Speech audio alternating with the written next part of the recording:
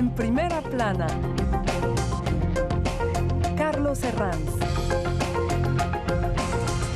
Bienvenidos en Primera Plana, un programa de Radio Francia Internacional y de France 24, esta semana para hablar de una efeméride histórica. 30 años se cumplen de la caída del muro de Berlín. Para ello me acompañan ya en este estudio tres mujeres. Beatriz Juez, corresponsal del Mundo en Francia, que fue ex corresponsal en Berlín. Bienvenida, Beatriz. Muchas gracias. También fue corresponsal en Berlín mi compañera Carmen Vela, actual corresponsal de la cadena SER aquí en París. Bienvenida, Carmen. Encantada. Y también está con nosotros Luisa Corradini, la corresponsal del diario La Nación en Europa. Bienvenida, Luisa. Un gusto, gracias. 30 años de la caída del muro de Berlín, hoy en Primera Plana.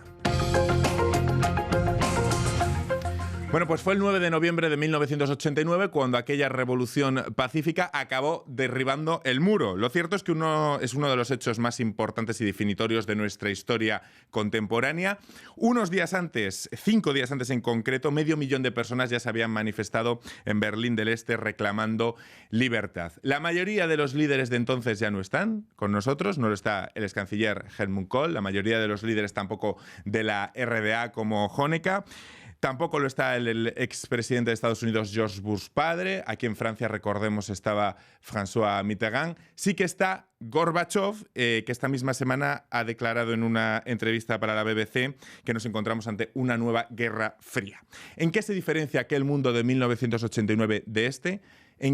¿Sobre qué bases se solidificó la unidad alemana? ¿Cómo se juntaron esos dos mundos? Vamos a hablarlo hoy en el programa, pero antes vamos a repasar algunas de las portadas que nos dejó la prensa de entonces y la de ahora. El mundo ha caído. Berlín vuelve a ser Berlín, tituló por aquel entonces el Berliner Zeitung. ABC en España, cae el muro. Tras la euforia, la esperanza. En dos portadas consecutivas de los días 10 y 11 de noviembre de aquel año 89. El periódico de Cataluña, la RDA, abre el muro. Alemania del Este decide la histórica apertura de todas sus fronteras. Icónica portada también en Reino Unido del Daily News. Freedom, libertad. Y ya esta semana Time, 30 años después, el mundo inmerso en nuevas barreras. Bueno, un momento de ilusión. La unión de dos mundos, el fin de una era. En pocas palabras, ¿qué titular pondríamos 30 años después a aquel acontecimiento histórico? Bueno, Beatriz. Yo creo que lo más importante es que fue la reunificación de las dos Alemanias sin derramar una gota de sangre, ¿no? Que fue una revolución pacífica. Carmen. Yo creo que fue el fin del mundo que había nacido en la Segunda Guerra Mundial y el nacimiento de una nueva era, la esperanza de una Europa distinta y sobre todo de la profundización de la Unión Europea. Luisa, ¿qué titular le pondríamos a aquel acontecimiento? Sería que el muro de Berlín arrastró con él lo último que quedaba de la Guerra Fría. Recordemos brevemente un poco la historia. ¿Qué pretensiones tenía el gobierno soviético con esa drástica decisión de levantar el muro en 1961? Claro, ellos decían la barrera contra el mundo capitalista, contra los fascismos, pero lo cierto es que había como un escape, ¿no? Sí, había como 3,6 millones de alemanes del este que huyeron a la Alemania occidental entre 1949 y 1961. Entonces la gente huía. Entonces decidieron construir el muro no solo para, bueno, según decían ellos, para luchar contra el fascismo, que fuese una barrera contra el fascismo, sino también para que no se le fuera a la gente, ¿no? Y tampoco una barrera para tenerlos controlados a la gente de la RDA. Y lo más curioso de todo, Carmen, es que un malentendido en una rueda de prensa, al final, todo este acontecimiento histórico, aunque el régimen ya estaba resquebrajando, pero al final es un malentendido burocrático lo que hace que todo se precipite en una rueda de prensa. Sí, fue una orden dada por las autoridades de la RDA, que en el fondo estaban manejadas por la Unión Soviética, ¿no?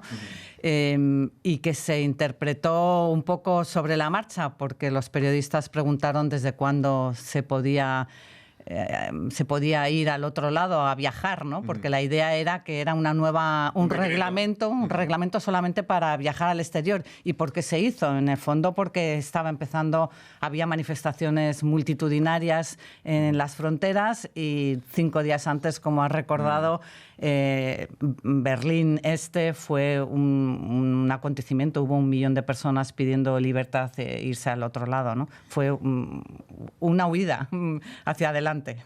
Hay diversos enfoques o perspectivas, desde luego, para tratar la caída del muro de Berlín. Uno de los que nos parece más interesante, sin duda, es cómo se produjo la integración de dos mundos distintos, como sucedió en Alemania. Luisa, ¿cómo fue esa integración? No sé si habría que hablar de absorción de una de las dos Alemanias, de uno de los dos mundos, o en qué bases tuvo esa integración.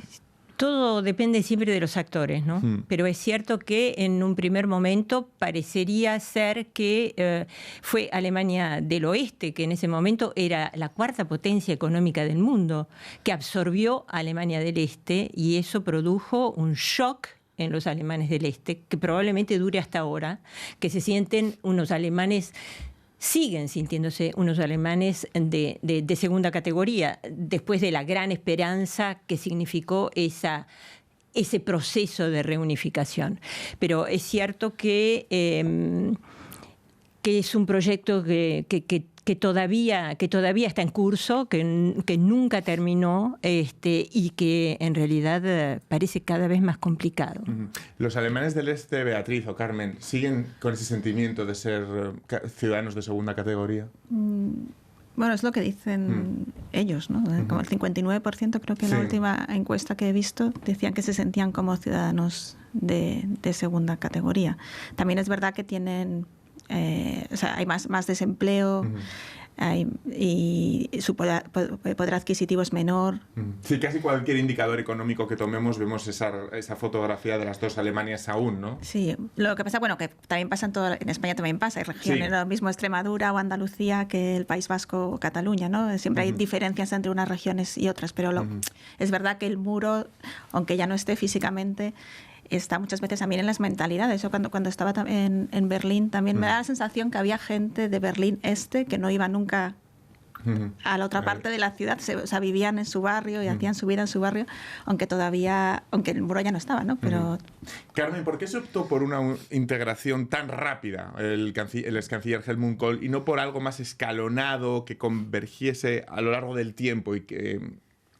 amortiguara? Yo creo que hay que partir de la base de que fueron los alemanes del Este los que tiraron el muro hacia el oeste, es decir, fueron ellos los que precipitaron ese movimiento, y lo hicieron porque era una ansia absoluta de libertad y sobre todo de tener el marco alemán del oeste, que era fuerte, y lo que querían era llegar al mundo capitalista. Esa es la realidad, y todo lo demás pues se puede revertir años después, pero no recordemos que Alemania del Oeste ha pagado 1 billón de euros, esto hasta 2014 nada más, en transferencias hacia el este, sobre todo en transferencias sociales. Recordemos que las empresas de la Alemania del Este estaban todas en ruina. Recordemos, porque la gente lo olvida, que los alemanes del Oeste siguen pagando un impuesto de solidaridad, el famoso Solidaritätszuschlag o Soli, como dicen ellos,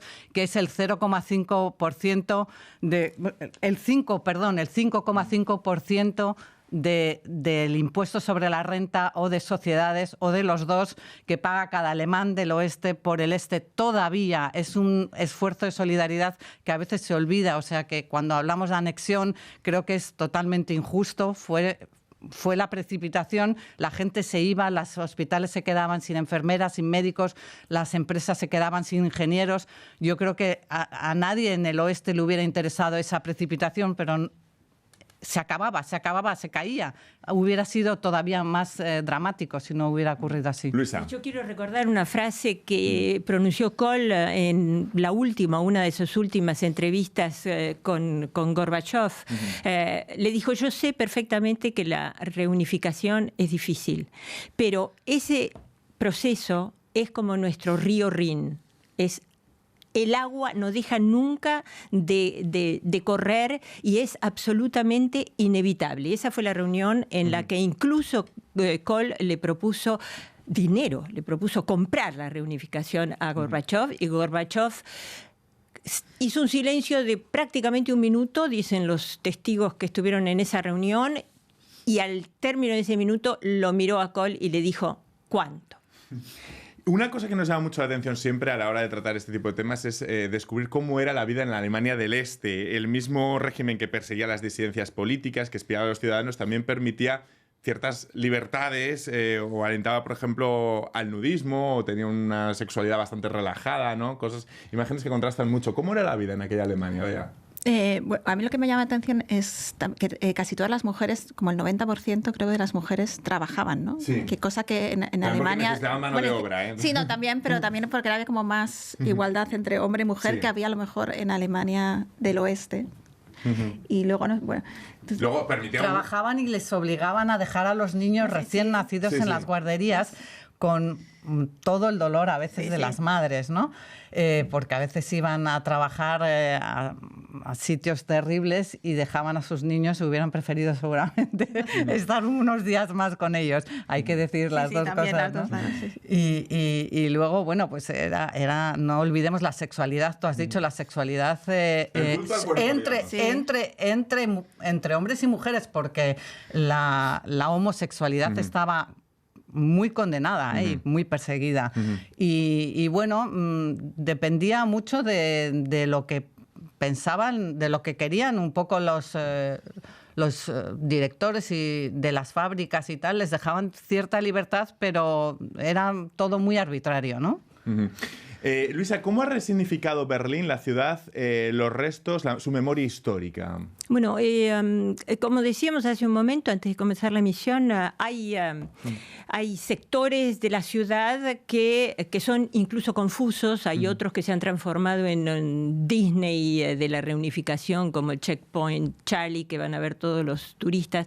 Pero lo que es fundamental en este caso es que Berlín Alemania ha hecho un esfuerzo gigantesco de preservación de la memoria. Berlín es la tercera o cuarta, probablemente me equivoque, más visitada de los turistas. Ha renacido de una ciudad absolutamente gris y sin interés, se ha convertido en una ciudad luminosa, llena de energía, con edificios nuevos, con mucha gente joven.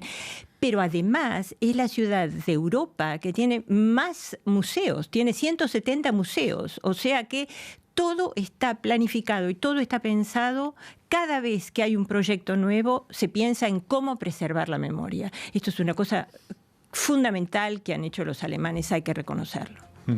Vamos a despedir en este momento a los telespectadores de France 24. Unos instantes nosotros continuamos aquí hablando de esta efeméride histórica que se cumple los 30 años de la caída del muro de Berlín. Volvemos enseguida.